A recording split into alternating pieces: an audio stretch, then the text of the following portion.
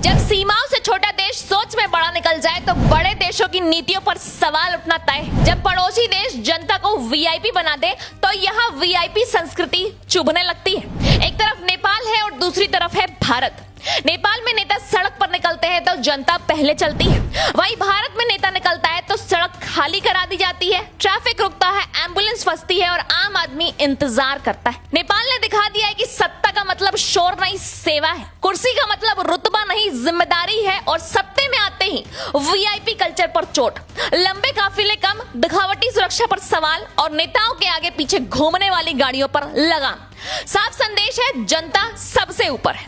भारत में तस्वीर अलग है, यहाँ छोटी कुर्सी मिलते ही बड़ा रुतबा शुरू हो जाता है, गाड़ियां बढ़ती है, सायरन बजते हैं और सड़कें रुक जाती हैं और जनता सोचती रह जाती है कि लोकतंत्र में आखिर असली मालिक कौन है। नेपाल ने राजनीति में नई हवा चलाई है, युवा चेहरों को मौका मिला है, नई पीढ़ी को जिम्मेदारी मिली है और जेन जी सोच सिस्टम में दाखिल हुई है।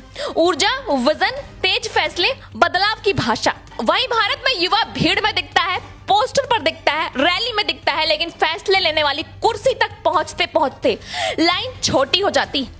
नेपाल ने शिक्षा पर सबसे बड़ा संदेश दिया है कि चाहे वह मंत्री का बच्चा हो, अफसर का बच्चा हो या किसी आम आदमी का बच्चा हो, पढ़ाई सबकी बराबर होनी चाहिए। सरकारी स्कूल मजबूत होंगे तभी देश मजबूत होगा। भारत में पैसा है तो बड़े स्कूल है, पैसा नहीं है तो टूटा सिस्टम है।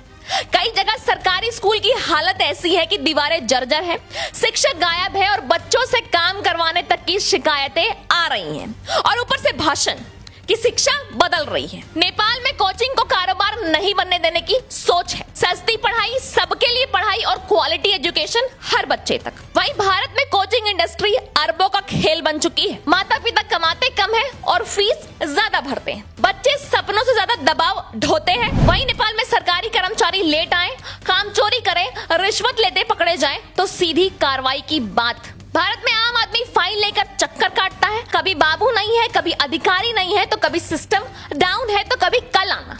नेपाल में सरकार के वादों का रिपोर्ट कार्ड जनता देख रही है, डिजिटल जवाबदेही, काम का हिसाब और वादों की निगरानी। भारत में चुनाव से पहले वादे ऊंचे हैं, चुनाव के बाद सवाल ऊंचे हैं और जवाब नीचे हैं। वहीं भारत में बड़े अस्पतालों में वीआईपी बोर्ड अलग है, लाइन अलग है, सुविधा अलग है, लेकिन दर्द सबका एक है, लेकिन इलाज सबका अलग। नेपाल में सरकारी दफ्तर व्यवस्था से चले, चेहरों से नहीं। भारत में तस्वीरें बदलती रही हैं, फाइलें वही पड़ी रहती हैं। नेपाल में भ्रष्टाचार पर फाइलें खुलती हैं और भारत में घोटाले खुलते हैं, बहस होती है और फिर सब शांत। अब सवाल सीधा है कि भारत 140 करोड़ लोगों का देश है, दुनिया की सबसे बड़ी लोकतांत्रिक ताकत है, तो फिर जनता को वीआईपी संस्कृति क्यों झेलनी पड़े? क्या सड़क नेता की है?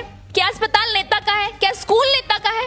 तो टैक्स जनता क्यों दे और सुविधा कुछ लोग क्यों ले जाएं? वही नेपाल छोटा देश है लेकिन बड़े संदेश दे रहा है, नई पीढ़ी को मौका, शिक्षा में समानता, वीआईपी कल्चर पर वार और सिस्टम में अनुशासन। भारत चाहे तो सब बदल सकता है, वीआईपी कल्चर खत्म हो सकती है और मंत्री और मजदूर के बच्चे एक स्कूल में पढ़ सकते हैं और अस्पताल में बराबरी हो सकती है। सड़क पर जनता पहले हो सकती है, सरकार रोज जवाबदेह हो सकती है और देश पूछ रहा है कि कब तक काफिले निकलेंगे और जनता रुकेगी, कब तक फीस बढ़ेगी और भाषण मिलेंगे, कब तक गरीब का बच्चा कमजोर सिस्टम में फंसा रहेगा, कब तक युवा पोस्टर लगाएंगे और फैसले दूसरे करेंगे। अब जनता जाग चुकी है, अब मूड बदल चुका है। देश को वीआईपी नहीं चाहिए, देश को चाहिए वोटर इज प्रायोरिटी। नेपाल ने शुरुआत कर दी है, भारत चाहे तो क्रांति कर सकता है।